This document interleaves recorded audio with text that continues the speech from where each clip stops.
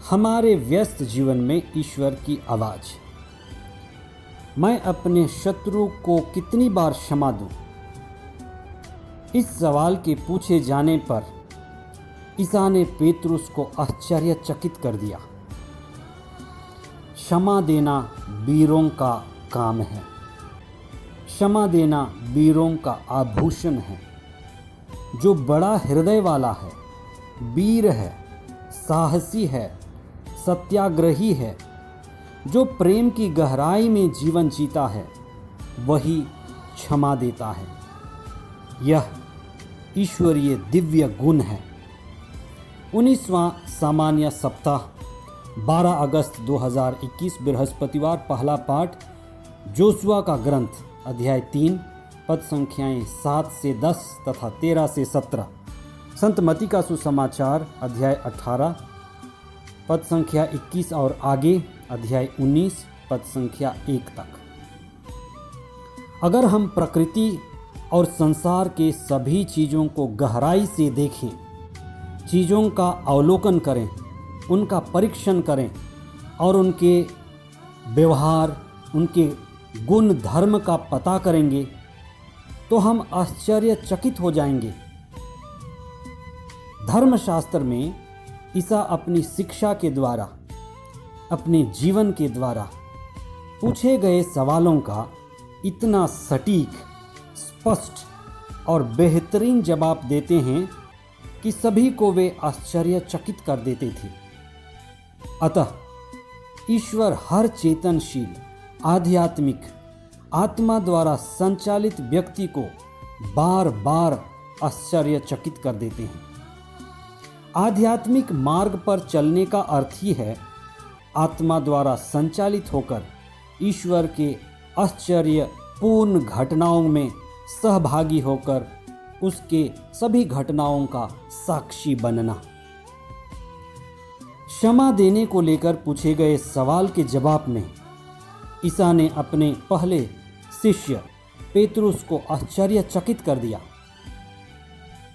वास्तव में क्षमा देना वीरों का काम है, वीरों का आभूषण है। जो बड़े हैं, जो वीर हैं, जो बड़े ही धैर्य और साहसी हैं, सत्याग्रही हैं, जो प्रेम के गहराई में जीते हैं, वे क्षमा देते हैं। क्षमा देना एक दिव्य ईश्वरीय गुण है। ईश्वर का ही अपना स्वभाव है। प्रेम और दिव्यता की चेतना में बढ़ना क्षमा में बढ़ना है। इसलिए क्षमा देना 70 गुना 7 बार बराबर 490 नहीं, लेकिन अनंत बार क्षमा देना है, असीमित बार क्षमा देना है।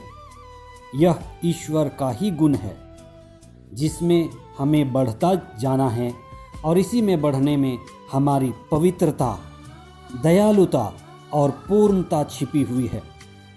सुसमाचार के मुख्य अंश। तब पेतरुस ने पास आकर ईसा से कहा, प्रभु, यदि मेरा भाई मेरे विरुद्ध अपराध करता जाए तो मैं कितनी बार उससे क्षमा करूं? 7 बार तक?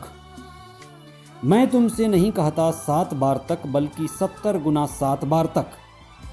फिर उन्होंने एक निर्दयी सेवक का दृष्टांत सुनाया और कहा, यदि तुम में हर एक अपने भाई को पूरे हृदय से क्षमा नहीं करेगा तो मेरा स्वर्गिक पिता भी तुम्हारे साथ ऐसा ही करेगा।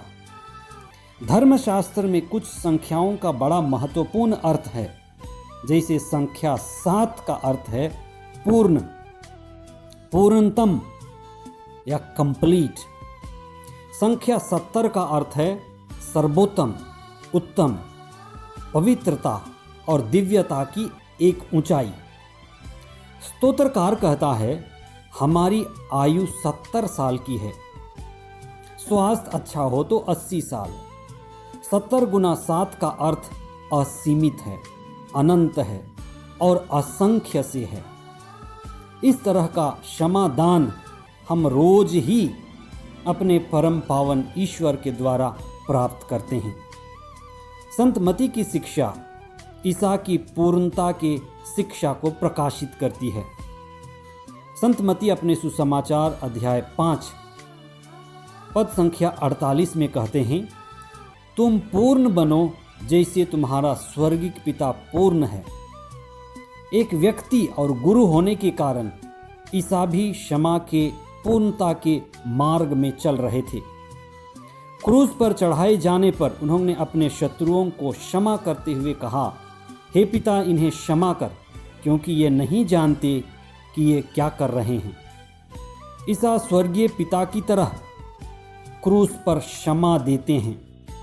अतः उनकी पूर्णता, श्रेष्ठता, पवित्रता क्रूस के काठ पर पूरी हुई।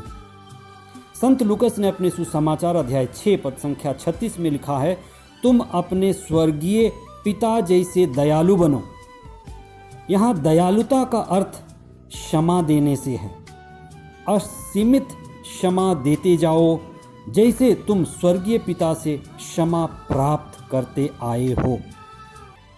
धर्मशास्त्र इस रहस्य को प्रकट करता है कि ईश्वर की उपस्थिति ही हमारा सामर्थ्य है और ईश्वर की अनुपस्थिति हमारी कमजोरी है। जैसे मूसा की अगुवाई में ईश्वर उनके साथ था, दिन में बादल के खंभे और रात में आग के खंभे के रूप में, और संधि की मंजूषा की उपस्थिति में ईश्वर की जीवंत उपस्थिति हमेशा व्याप्त थी। जोशुआ की अगुवाई में नई पीढ़ी संधि की मंजूषा यानी ईश्वर की उपस्थिति से सूखे पैर यरदन पार करता है। नई पीढ़ी के लिए, जोशुआ के लिए यह एक अद्भुत चिन्ह था कि ईश्वर उनके बीच विद्यमान है और ईश्वर की उपस्थिति ही उनका सामर्थ्य है। ईश्वर ही उनका प्रभु है। आइए हम ईश्वर की उपस्थिति के लिए प्रार्थना करें। हे पिता ईश्वर, हमें तेरे जैसे दयालु बनने की कृपा दीजिए।